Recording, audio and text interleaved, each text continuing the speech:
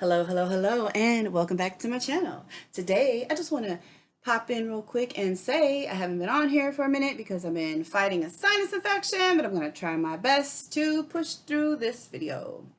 I just want to talk about the predators I've been seeing online, trying to take advantage of people that are going through a rough time. And what I'm speaking about is these online tech gurus or people telling you, oh, their sob stories about how they dealt with a narcissist or how they caught their narcissist cheating. And oh, if you email this email address, so and so is going to help you catch your narc cheating. And this is their success story, which I'm sure is pretty fabricated. Oh, send an email over here and we can help you hack his phone or do a keyboard logger or catch an arc cheating doing XYZ, and I'm sure it's going to cost you a fee. And a lot of desperate people are probably going to fall hook, line, and sinker because they're just in a desperate scramble to figure out what their narc is doing. And 9 times out of 10, narcs do cheat. Okay, abusive people cheat. Now they don't all cheat because I'm not saying every single narcissist cheats, but a lot of them do. Abusive people do cheat. It's just another way to abuse you. Doesn't mean every single abusive person is cheating though. What I don't like is when you have predators, and that's what I call them, on social media, searching for victims and people that are in a vulnerable space, so they can monopolize, or not monopolize, but take advantage of the situation and try to make money off of them because they desperately want answers. And I don't know if these services are real or if they're not, but even if they are real, let me just share this little piece of advice with my friends or my online community. I might not know you, but I still want to help you out, okay? I just want to share a little story. I've been married twice. I'm not proud of it. I didn't set out, I didn't dream about as a little girl, hey, I hope I get married twice and get divorced twice. I hope I marry abusive cheaters, and I hope I don't have successful marriages. Didn't dream about that as a little girl, but that's what happened. Life happens sometimes. And you know what? It just gave me experience and it made me an expert in certain areas that I didn't want to be an expert in, but here I am sharing my knowledge with you. Okay. What I'm going to say is this. Now, my first marriage was very young. Okay. He was not a narcissist. He had his own set of issues, which I'm not going to go into right now, but I will say he was a cheater. When we were married, I knew he was cheating. Why did I know he was cheating? Well, there was an incident where, he'd be gone for several days at a time, first of all. I mean, what, cheating comes along with that. You're missing from Friday to Sunday. I have no idea where you are. There were no cell phones back then, or they were pretty rare. He would just fall off the map, basically. Well, I know one time we were arguing in the living room and a condom fell out of his pocket onto the floor. He said it was his friends. I mean, come on, I'm sorry, but people just don't carry around condoms for their friends. It was, the writing was on the wall. We knew he was cheating. Now, did I want to go into detective mode and figure out who it was and where it was and who she was or who they were? Or yeah, I did, because I'm very much a detective. People actually call me that as a nickname. As a matter of fact, it's part of my profession. Quiet as it's kept. But I digress. Long story short, I did not go into detective mode. I knew it was cheating. It was, as a Christian, a requirement that adultery broke our marriage bonds. So I knew enough. There were other details involved. I knew enough. I didn't need to know every single detail, but I knew enough to know that I could exit the marriage. And I did, swiftly. There were a lot of other issues going on, but the crazy thing is, okay, years down the line, he called me as part of his healing journey and made a confession to me and told me, you know what? Yes, I was cheating. He was cheating with strippers. He was doing the most, but he told me everything because he had to, like I said, to grow and evolve into a better person as part of his healing journey. So what I'm going to say now is at the time when I wanted to have the answers or all the details, I wasn't ready for it. And God knew that. I believe that God shielded me from it because I wasn't in the emotional space, or I didn't have the emotional maturity to deal with it. And I think if I would have known the details when I wanted to know the details, I probably wouldn't have handled it very well. I might have gone a little cuckoo crazy on him. And it might not have turned out as good as it did. I might not have been able to move on so easily. I might not have had the peace that I had in my decision.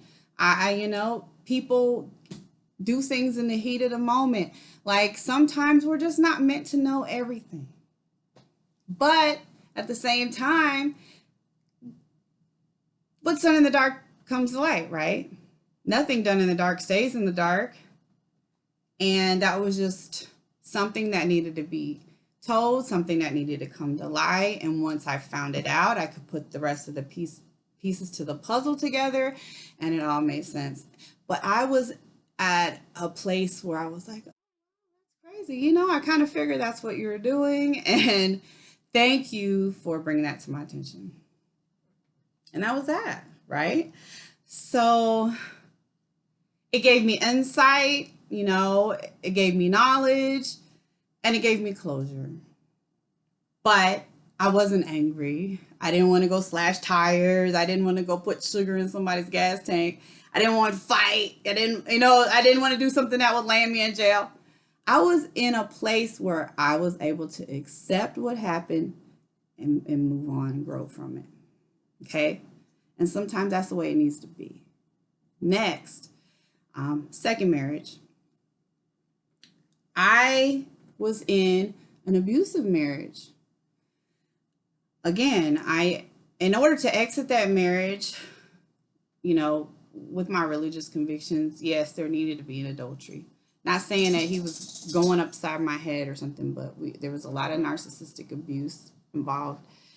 And that was just kind of the icing on the cake that was needed. And I wasn't looking for it, but it literally came to my attention that, yes, your husband's cheating on you. Somebody brought it to me. I didn't hire a detective. I didn't put keyloggers on his phone, on his laptop. I didn't. Now, once it came to me, I did a little digging and putting pieces to the puzzle together, but not even as, I didn't even have to go as deep as I really wanted to. Things kind of just fell into place. I had all the information I needed. And I was able to move on from that situation. So I said all that to say, whatever is meant for you to know, you will find out. It's going to be brought to you when it's time for you to know. I think that when you're in a situation, when you're involved with a narcissist, especially, it's already an abusive situation, whether it be mental, emotional, physical abuse. Why go digging around for something that's going to hurt you further? A lot of times, I'm just going to tell you right now, they are cheating. Not always, but a lot of times they are.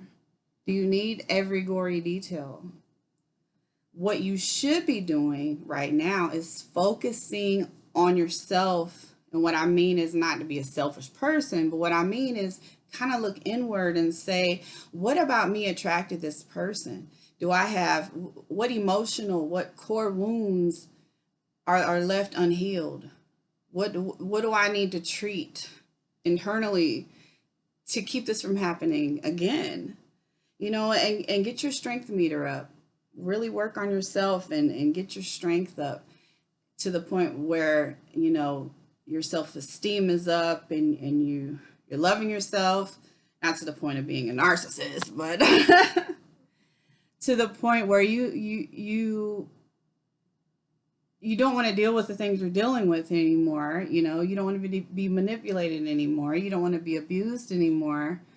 Don't focus on every little slimy thing that narcissist is doing to you or that abusive person is doing to you, because you're going to drive yourself insane.